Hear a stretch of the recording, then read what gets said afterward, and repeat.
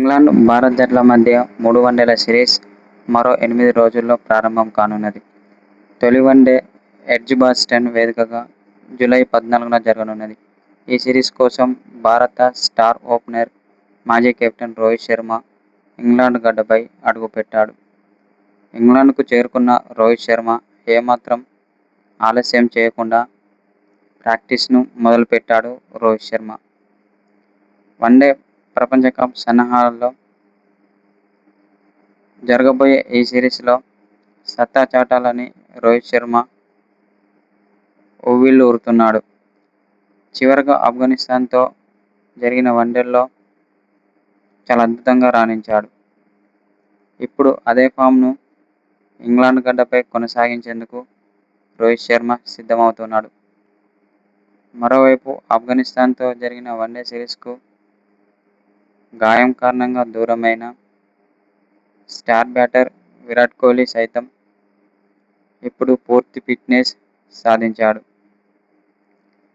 దీంతో ఇంగ్లాండ్తో జరిగే వన్డేల్లో కోహ్లీ కూడా ఆడుతున్నాడు.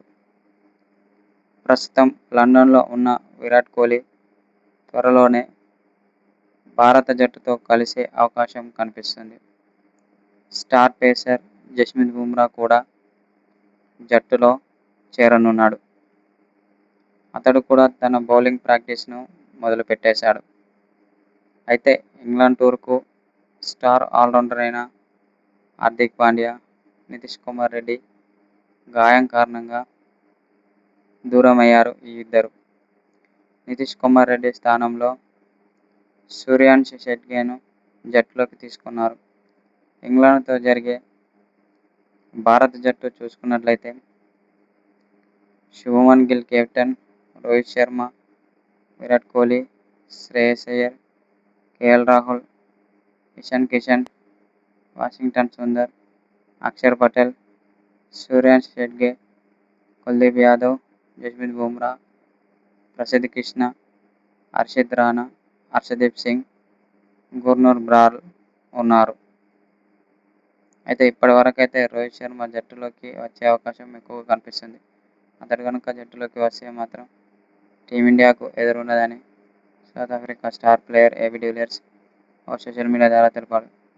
ఎందుకంటే రోహిత్ శర్మ చాలా డేంజరస్ ప్లేయర్. ఇలాంటి ప్లేయర్ను నా క్రికెట్ చరిత్రలోనే చూడలేదని ఏబీ డివిలియర్స్ ఓ సోషల్ మీడియా ద్వారా తెలిపాడు. ఎందుకంటే ప్రపంచంలోనే నెంబర్ 1 బ్యాట్స్మన్, అలాగే నెంబర్ 1 కెప్టెన్సీ చేయగల సత్తా రోహిత్ శర్మకు ఉందని ఏబీ డివిలియర్స్ అన్నాడు.